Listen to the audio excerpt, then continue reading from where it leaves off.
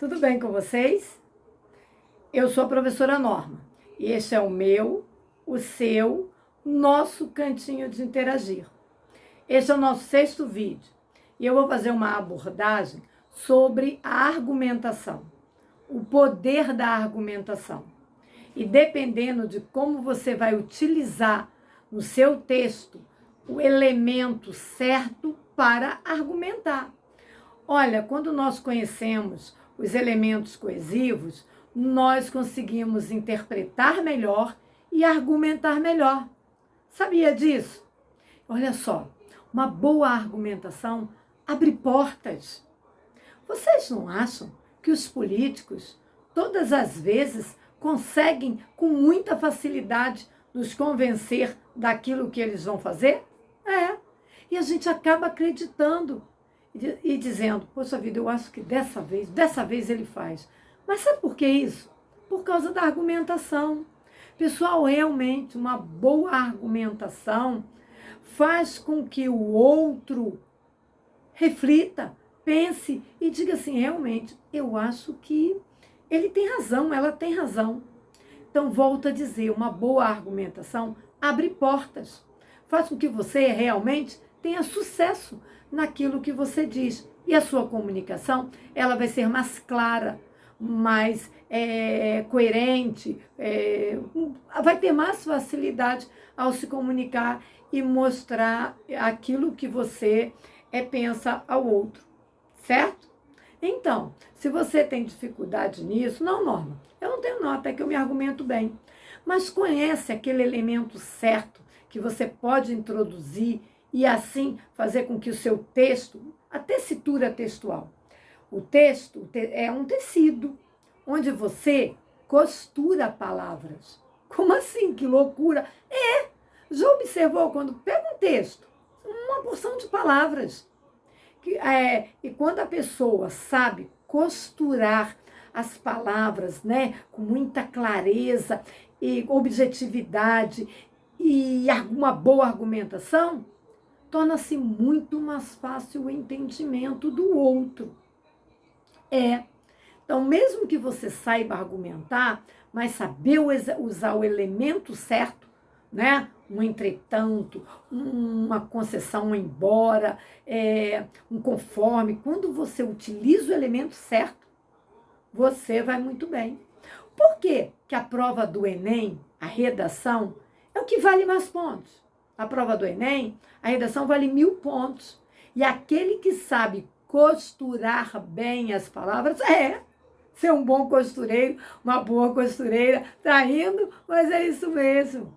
Quando você sabe coser as palavras com beleza, com arte, com uma boa argumentação, você faz com que o outro que está lendo o seu texto, ou ouvindo, seja o texto escrito, lendo, ou o texto oral, ouvindo, fique maravilhado.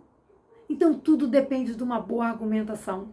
Se quer saber do que nós vamos tratar realmente, vem comigo, não sai não, tá? Nós vamos observar na estrutura frasal, que eu vou ler agora mesmo, o elemento que já introduz uma argumentação. Observe, eu vou colocar aqui na tela para vocês, tá? Estou colocando agora aqui. Se encontra em Provérbios, capítulo 16, versículo 7, que diz assim: se os caminhos de alguém são agradáveis ao Senhor, ele faz com que até os seus inimigos vivam em paz com ele. Observem que logo no início desse período, né, dessa frase, é um período composto, porque contém 3 orações. Então, nessa frase, nós já observamos um primeiro elemento que introduz aí uma argumentação. Se os caminhos de alguém são agradáveis. Aí eu pergunto a vocês, desculpa o pigarro, tá? Eu pergunto a vocês, indica uma conformidade, uma comparação, uma concessão de ideias, uma finalidade, uma causa? Alguns pensam até em causa ou concessão de ideias. Será que é isso? Deixa aí nos comentários para mim, se você acha que esse primeiro elemento já traz como argumentação uma forma de concessiva, uma forma de finalidade. Se é isso, diz aí para mim nos comentários. Aproveita, se inscreve no canal e deixa o seu like, porque o YouTube vai entender que o assunto é interessante e vai conduzir você, vai conduzir outros conteúdos desse mesmo tipo para você, tá bom? Vamos lá, continuando. Não, é condição. Se você fizer isso, eu faço isso. Então, vem indicar exatamente condição para alguma coisa ou para alguém. Se você fizer isso, eu faço isso. Se os caminhos forem agradáveis ao Senhor, Ele faz com que até os seus inimigos vivam em paz com você. Aqui no caso, com a pessoa que está, se refere a esse versículo. Se os caminhos dessa pessoa forem agradáveis ao Senhor, até os inimigos viverão em paz com ela mesma, com essa pessoa. Mas observe que ao indicar essa condição, não é se você não anda, se você não anda nos caminhos do Senhor, se você não é agradável, sua vida não é agradável ao Senhor, você então não tem esse livramento. Você não tem o que o Senhor promete aqui. Faz muitas coisas para você, por você.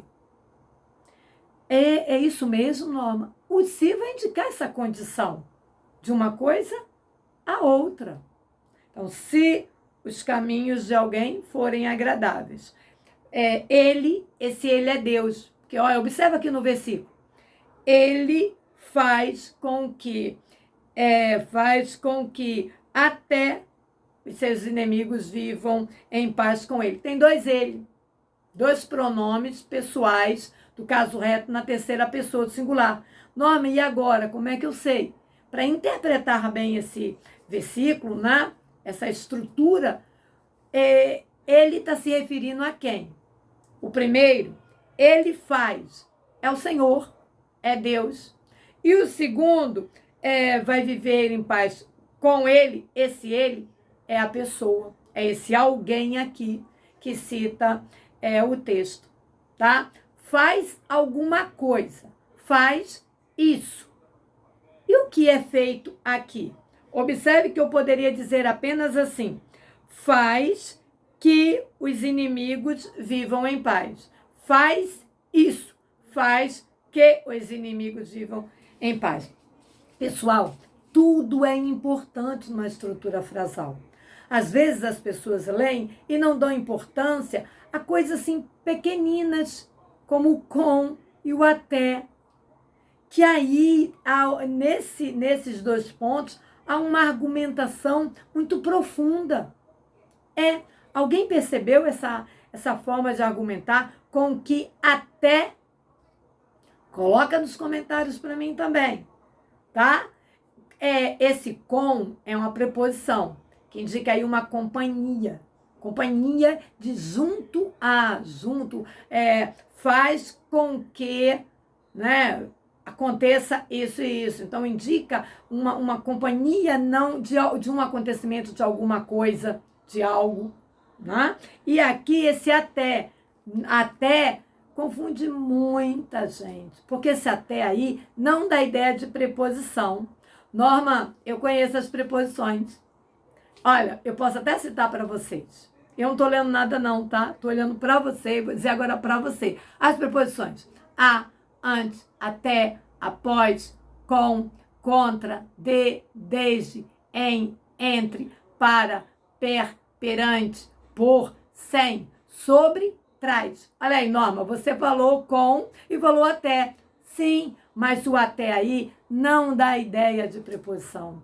Tô colocando aqui para você. Observa que esse até, ele é um circunstancial, ele é um marcador, retornando, ele é um marcador circunstancial de inclusão. E pega muita gente boa em concurso. É um marcador circunstancial que traz aí uma inclusão de algo. Pode ser, vocês vão encontrar aí em concurso, como advérbio de inclusão. E quem marcar correndo a preposição, sei, de cor. Não tem essa marca de preposição, mas sim de um marcador circunstancial de inclusão. Por quê? Vamos entender melhor, vamos entender mais aí o versículo, porque quando nós interpretamos bem, nós temos condições futuramente de utilizar esses mesmos elementos para uma argumentação, né? Por mostrar nossas ideias a uma outra pessoa. Isso é muito importante quando a gente tem clareza e convicção naquilo de uma forma de utilizar o elemento certo. Você pode até ter certeza daquilo que você pensa, que você quer. Você pode também ter convicção daquilo, mas você não sabe passar para outra pessoa. E aí, ela que sabe argumentar muito bem, coloca no bolso, metaforicamente falando. E você não quer isso, quer? Então, observa aqui. Faz isso. Inimigos vivam em paz com ele. Faz com. Aquela coisa que eu te falei de companhia, mas não pessoa, mas juntar alguma coisa. Até, inclui aí, ou seja, faz muitas coisas e até as mais difíceis. Se você anda, né, nos caminhos do Senhor, se seus caminhos são agradáveis a Ele, Ele faz o impossível. E esse impossível se refere até o que tem de mais difícil, que são os inimigos viverem em paz com aquele que se considera inimigo, né? Agora eu quero trazer uma outra coisa para você. Seus, pessoal, esse pronome possessivo, seu, sua, ele é perigosíssimo. Em concurso, então, meu Deus do céu, pega muita gente. Perigosíssimo. Mas por que, Norma, que ele é perigoso? Ele é perigoso porque ele traz uma duplicidade de ideias. Duplicidade de ideias. Uma ambiguidade. Ambiguidade é isso. É quando você tem mais de um sentido na frase. E esses seus inimigos, né, dá essa ideia quando você diz o Senhor, né, faz com que até os seus inimigos. E agora?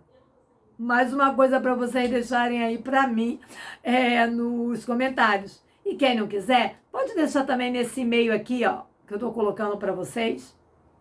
Diz para mim, esses seus inimigos, esses inimigos, são os inimigos de Deus ou são os inimigos da pessoa? Então, nós não devemos nos prender apenas naquela estrutura frasal. Nós temos que ler o texto inteiro. Essa estrutura, esse período, está dentro de um texto, capítulo 16. Quando você lê o capítulo 16 todo, você logo faz a inferência. Você percebe com muita clareza que esses amigos, esses inimigos, desculpa, amigos não, inimigos. Olha o I aí, dando o contrário. Esses inimigos são os inimigos dessa pessoa. Então, aquele que anda, né, que tem caminhos, que tem a vida que agrada ao Senhor, tem de tudo, até que aquelas pessoas que não gostam dela, aquelas pessoas inimigas dela, vivam em paz com ela. Então, percebam com muita clareza que esses seus traz realmente uma duplicidade.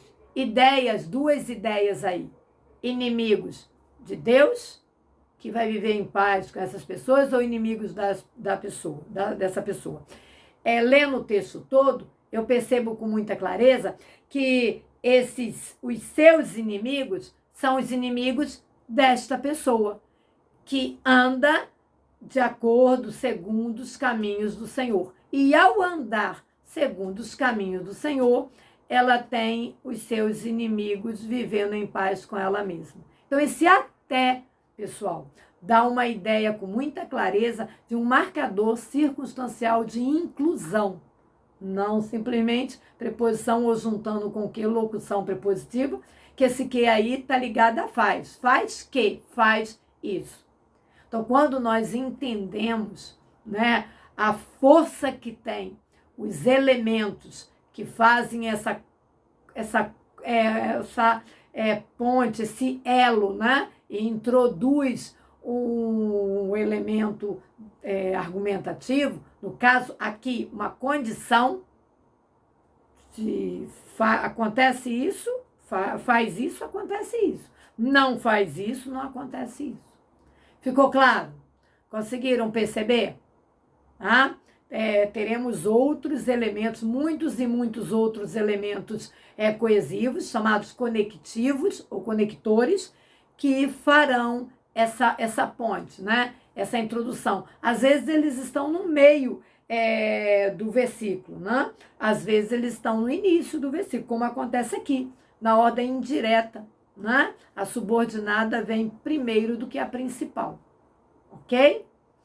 Agora nós vamos terminando essa parte aqui, ainda, né, falando sobre nosso falar do dia a dia, que nos trazem, assim, nosso falar vem apresentando para gente várias e várias formas, e aprendemos todo dia, cometemos, assim, aspas, as nossas gafes, fecha aspas, todos os dias, e faremos isso sempre, mas é sempre bom cometer uma gafe, mas consciente da forma correta, não é? Lembram dos vídeos passados? Rúbrica e rubrica? Gratuito e gratuito. Gratuito, corta. Gratuito. Rúbrica, corta. Rubrica. Mas que pode acontecer de sair o gratuito com alguém, depois, caramba, chegar a casa, dizer assim, caramba, eu falei gratuito com fulano, mas é gratuito. E assim vai. E hoje nós vamos conhecer uma palavra que não é nova, mas que muitos pronunciam de uma forma inadequada. Querem saber que palavra é essa? E será que você pronuncia desse jeito, desse jeito? Qual a forma que você pronuncia? Assim? Ou é assim? Vem comigo que a gente vai perceber qual é a forma adequada de pronunciar, tá? E aí, é pudico ou é púdico? Norma, o que significa aí púdico ou é pudico? Para vocês, como é que você pronuncia? Norma, eu não sei nem o que significa essa palavra, eu não uso não. Olha, uma pessoa pudica, já disse como pronuncia, né? É pudica. Não é púdico, púdica. É um adjetivo, né? É um caracterizador, um qualificador de um substantivo. Pessoa púdica, um homem púdico. E não é púdico, Norma. Já ouviram isso, né? Ai, fulano é um homem tão púdico. Não. Fulano é um homem pudico. Não, mas é mais bonito púdico. É mais bonito, mas não é. Pega o dicionário agora. Dá uma olhada lá. Se tiver acento bem grande no U, toda palavra proparoxítona é acentuada. Acento gráfico. Acento prosódico a palavra tem, né? Mas acento gráfico. Então, toda palavra proparoxítona tem acento agudo na antepenúltima sílaba. Então, se tem, é púdico. Mas você vai observar que no dicionário a palavra não tem acento gráfico. Então, ela não tem acento, Norma? Tem.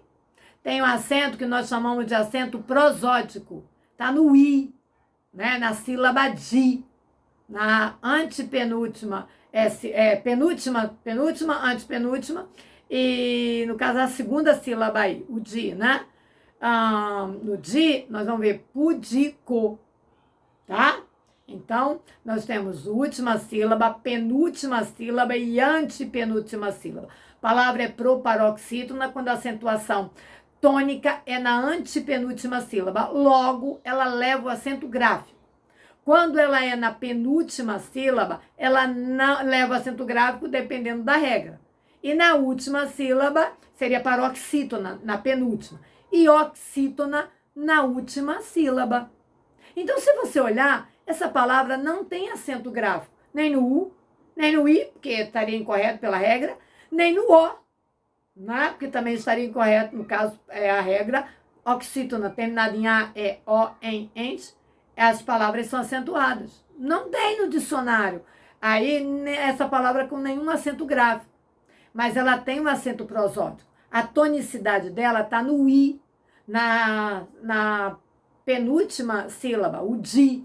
A vogal é que é tônica, tá no i. Então a pronúncia é pudico. E o que é um homem pudico, uma mulher pudica? Que tem excesso de pudor. Uma pessoa recatada, né? É uma pessoa, ainda eu coloquei aqui, que tem excesso mesmo de pudor. É aquela pessoa envergonhada, é aquela pessoa que é bem recatada. Então é a pessoa pudica, ok? Então você pode dizer, eu sou uma pessoa pudica. Eu sou um homem pudico. Tá bom, pessoal? Então a estrutura é pudica ou pudico. E pudica quer dizer tem muito pudor, tá bom? Eu sei que as pessoas preferem falar rúbrica ao invés de rubrica, falar gratuito ao invés de gratuito, falar pudico ao invés de pudico, mas não é. Repetindo, gratuito e não gratuito, gratuito, rubrica e pudico, ok? Então, a terceira palavra que a gente relembra, ou para alguns, aprendem. No quinto vídeo eu falei sobre abrupto, que pronunciam abrupto e é abrupto. Alguns colocaram assim pro e-mail e lá nos comentários que nunca, não, mas eu nunca ouvi falar abrupto, mas realmente peguei o dicionário para confirmar. E tá lá separado, como você disse. Mas eu sempre falei abrupto e é abrupto, ok? Então, agora você é uma pessoa pudica, combinado? Deixa eu fazer uma observação. Vídeo passado, o quinto, eu utilizei muito, a maioria das pessoas fala, a maioria das pessoas falam, e me perguntaram, vem cá, Norma, essa concordância, como é que é? A maioria das pessoas fala ou falam? Olha só, nós vamos pelo núcleo, tá? Palavra central. A maioria das pessoas fala, porque o núcleo é maioria, tá? Agora, existe a concordância atrativa e que você também utiliza por pessoas. Pessoas, a maioria das pessoas falam. Aí é uma concordância atrativa, apenas para pessoas, tá? Mas de forma mais formal, num texto escrito, porque o texto oral, todo vídeo Norma fala sobre isso. No texto oral, nós temos uma liberdade maior na articulação das palavras, né? Então, até vale a concordância atrativa. A maioria das pessoas falam. Agora, principalmente no texto escrito e até o oral, você lembrando e estruturando a frase, a gramática direitinho, é pelo núcleo, por maioria, tá? E pediram para que eu fizesse relembrasse sobre o que é zeugma. Eu falei no vídeo passado, e como eu não vou repetir esse vídeo, e não vou repetir esse termo, zeugma é uma figura de linguagem, onde ela vem repetir, ela repete com ausência, vamos dizer assim, na frase anterior, uma palavra que já foi dita anteriormente. É diferente de elipse. É uma espécie de elipse, mas a elipse, a palavra não apareceu na frase. Na minha mesa, muitos livros. O a se faz entender. Havia muitos livros. Agora, zeugma não. O zeugma, quando eu disse passará o céu e a terra, né? E as minhas palavras não passarão, que foi um versículo bíblico que trabalhamos no vídeo passado, há uma concordância atrativa, sim, eu chego até a comentar, mas muito rápido, mas eu vejo pelo texto todo como zeugma, né? Uma figura de linguagem que traz esse embelezamento. Passará o céu, então a concordância atrativa do verbo anteposto ao substantivo. Entretanto, olha um elemento coesivo aí que indica uma oposição. Entretanto, ao ler o texto todo, o artigo, o céu, a terra, traz uma definição. São artigos definidos que definem, não é qualquer céu, é o céu. Não é qualquer terra, é a terra criada pelo Senhor. E a partir daí, quando você lê o texto todo, você percebe uma clareza muito grande desse verbo repetido. Passará o céu e passará, que está omisso, a terra. Então, eu vejo claramente esse passará aí. Passará o céu e passará a terra. Combinado? Então, quem estava pensando em concordância atrativa, ok, tudo bem, porque o verbo, quando está anteposto, acontece isso principalmente pela definição. O céu, não tem problema. Mas, para embelezamento, a figura de linguagem é muito peculiar nesse texto, quando você individualiza e percebe com muita clareza que tem os dois verbos, passará o céu e passará a terra. Tá ok? Olha, esse vídeo ficou um pouquinho mais longo, mas foi para esclarecer alguns pontos que me perguntaram e eu preferi trazer aí. Lê o texto todo que você vai perceber essa figura de linguagem, essa zeugma, tá? Alguns também colocam o zeugma e a zeugma. O termo é figura de linguagem, a figura zeugma. Então, por isso que eu trabalho com a zeugma, que é a figura de linguagem chamada classificada como zeugma, ok? Então, até o próximo vídeo, que já é o 7º. Comecei ontem, já estamos no 7º e indo para o 7º vídeo. Isso é muito legal. E olha, muito grata, você que ficou até o finalzinho comigo. Esquece não, se inscreve no canal, deixa o seu like, deixa um comentário para mim, que é muito, muito, muito bom estar esse tempinho aqui com vocês e saber que vocês ficaram até o final e o YouTube vai entender que esse assunto é importante, tá? Ó, beijo para vocês e um excelente final de semana. Tchau!